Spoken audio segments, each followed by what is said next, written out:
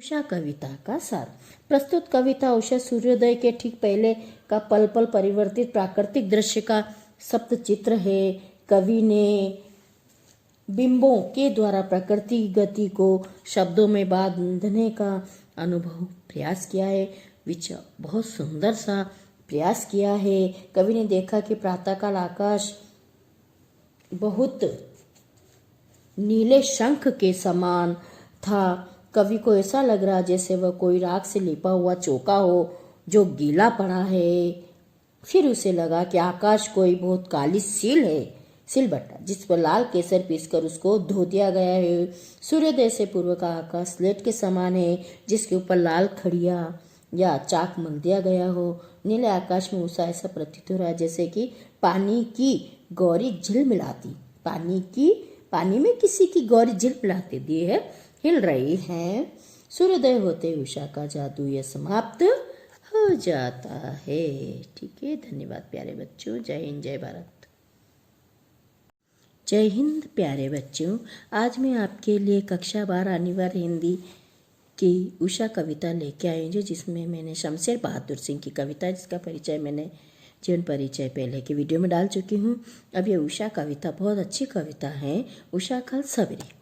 प्रातः नभ था बहुत नीला शंख जैसे, भोर का नभ राख से लेपा हुआ चौका अभी गीला पड़ा है। प्रातः नभ था बहुत नीला शंख जैसे, भोर का नभ राख से लेपा हुआ चौका अभी कष्ट में गीला पड़ा है। तो इसमें प्रस्तुत संदर्भ प्रसंग व्याख्या सहित विशेष सहित मैं आपकी इसकी व्याख्या कराऊंगी। संदर्भ प्रस्तुत काव्यांश जैसे कि हम सभी जानते हैं, हमारे पाठ्य पुस्तक में संकलित कवि शमशेर सिंह बहादुर की कविता उषा से उत्कृत है। कवि ने इसमें भोर के समय का एक अनूठा शब्द चित्र अंकित किया है। देखो, भोर का चित्र दिख रहा है आपको, सूर्य उग रहा है, लाल लाल लालिमा छाई हुई है, देखो जलधाराएं बह रही हैं, ये सब इसमें बताया गया है। अब इसमें कवि कहना चाहता है कि कवि कहता है कि सवेरे के झूठ मूठ से आकाश बहुत नीले शंख जैसा है। सवेरे के झूठ मूठ से आकाश नीले शंख जैसा है। वह ऐसा प्रतीत हो रहा जैसे किसी ने अपने रसोई घर, जैसे अपना रसोई घर होता है ना, उसमें के फर्श की राख से लिप दिया हो, फर्श की राख से लिप दिया हो। कुछ समय पूर्व ही लिपने के कारण वह अभी तक गीला पड़ा हो। चुटपुटे में प्रकाश की कमी से गीला आकाश कुछ काला सा दिखाई देता है। इसमें ये बताया गया है। इसमें विशेष है, कवि ने प्रातःकाल के दृश्य को एक घरेलू से संबंधित बताया है। घर का रसोई का तो घरेलू ही होगा, तो बिंब शब्द चित्र के द्वारा प्रस्तुत किया है। प्रातः आकाश के लिए कवि द्वारा रंगों का चुनाव, लालिमा लिए हुए कवि की 2 उपमाएं एवं प्रयोग हैं। आकाश को नीले रंग जैसा, शंख जैसा और राख से लिपे हुए चौका जैसा बताने में उत्प्रेक्षा अलंकार इसमें बताया गया है। भाषा सरल है, शैली बिंब विधायनी है, जिसमें बिंब प्रतीत हो रहा है। अपने को पता चल जाता है कि बिंब बन रहा है, आकाश अपने सामने एक चित्र उभर का आ जाता है प्रकृति संबंधित, वह इसमें बताया गया है।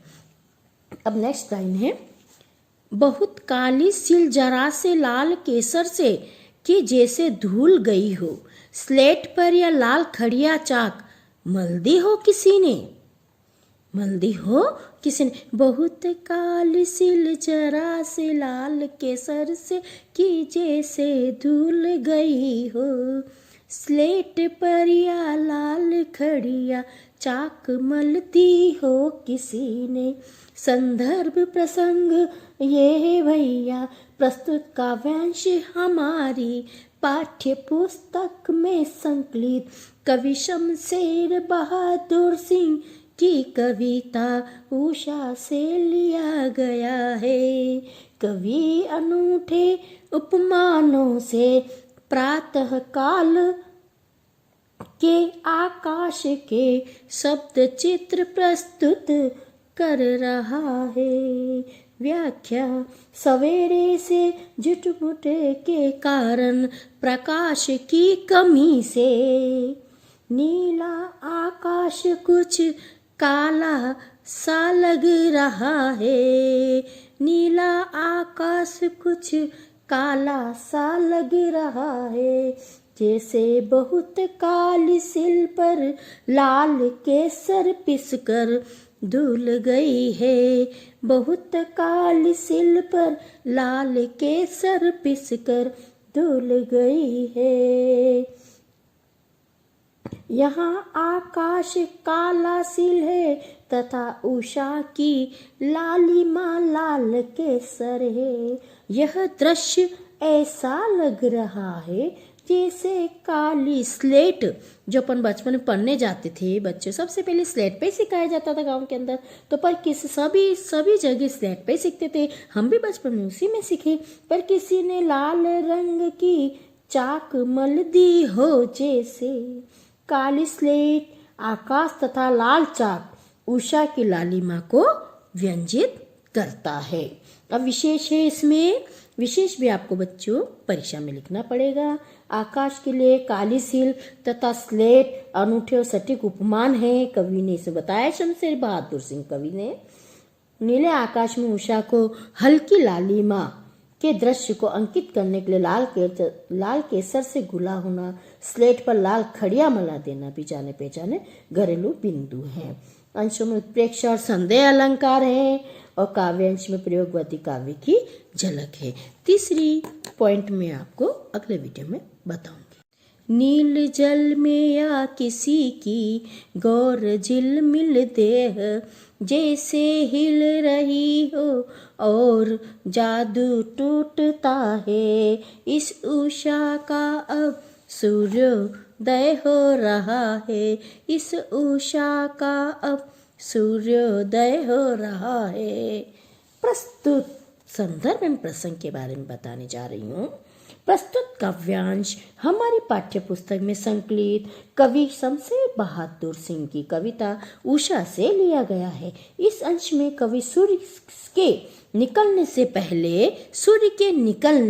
पहले नीले पूर्वी आकाश में छा रहे सुनहरे प्रकाश के दृश्य का वर्णन कर रहा है। व्याख्या: भोर के नीले आकाश पर उषा की हल्की लालिमा छाई हुई है। वह ऐसी प्रतीत हो रही है जैसे नीले पानी में किसी सुंदरी का गोरा झिलमिलाता शरीर हिल रहा हो। जैसे अपन जाते हैं पानी में परछाई देखते हो तो हिलती हुई दिखती है, वैसे ही इसमें कवि ने ये कल्पना करी है। सूर्य उदय होते ही उषा कालीन या जादू भरा दृश्य समाप्त हो जाता है, अर्थात सूर्य का प्रकाश फैलने से उषा का हर क्षण परिवर्तित होने वाला रंग बिरंगा दृश्य दिखाई देना बंद हो जाता है। कितनी अच्छी कविता है। जादू टूटता है, सब इसमें होता रहता है। जब अपन देखते हैं किसी परछाई को तो वापस टूट जाता है, जैसे कोई जादू हो रहा है, तो वैसे इस कविता में बताया गया है। कवि ने विशेष के अंतर्गत अपन पढ़ेंगे। कवि ने नीले आकाश का नीला सरोवर सूर्योदय से पूर्व की किरणों से उत्पन्न पीली व सुनहरी आभा को एक गोरी रमणी की जल से झिलमिलाती करती ही शरीर बताया है। लग रहा है सूर्योदय के समय भी पीली ज्योति रूपी सुंदरी नीले आकाश की रूपी जल में स्नान कर रही है। और भाषा सरल है, शब्दों का चयन विषय के अनुरूप ही है जो होना चाहिए। शब्द भोर के शब्द होंगे, नभ, आकाश, ये सब इससे संबंधित शब्द है। शब्दों का चयन, वर्णन शैली में कवि का शब्द चित्र अंकित करने की कुशलता प्रमाणित की जाती है। काव्यांश में नील जल हिल रही है, कथन में उत्प्रेक्षा अलंकार है। इसमें क्या है? उत्प्रेक्षा अलंकार है ना बच्चों। ये कविता पूरी हुई। जय हिंद।